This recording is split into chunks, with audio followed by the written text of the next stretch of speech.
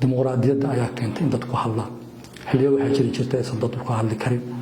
haatan muddo 2 sano iyo dheeraad baad asaasantii maxaad reer gaalkacay u qabateen wallaahi dhaqaalaha guddiga soo gala bishii waa imisa guddiga maraaxil kala duwan buu soo maray dhaqaalaha mar walba soo galaya kor buu kacayay waa gartay qofka ma choice buu u leeyahay inuu lacagta bixin karo inuu diidi karo horta waxa ku xiran tahay wax choice uu qofku leeyahay ma jirto guddiga horumarinta iyo degmada xagee isaga xiran yihiin waa su'aal faham guddiga horumarintu gartay guddiga yaa la xisaabtama guddiga waxaana soo galan waa la yaqaanaa meesha ku baxaana waa la yaqaanaa markaad ba maasanta waa gartay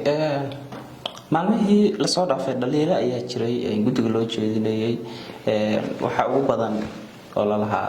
dadweynaha inay hor yimaadaan guddiga ma ogola isla markaana xisaab xir ay soo bandhigaan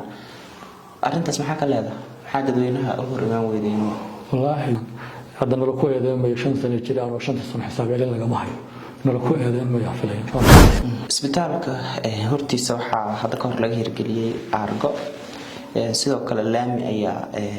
laga dhisay argadaas biyo ayaa labadaba la tagay qorshe xumadaas in la idin kula xisaabtamo soo ma ahayn abna soo mahsan tahay horta laami baa laga dhisay oo runtii maayirku naga codsaday dhaqaalaha guddiga horumarinta soo gala in akoonka local development fund la yiraahdo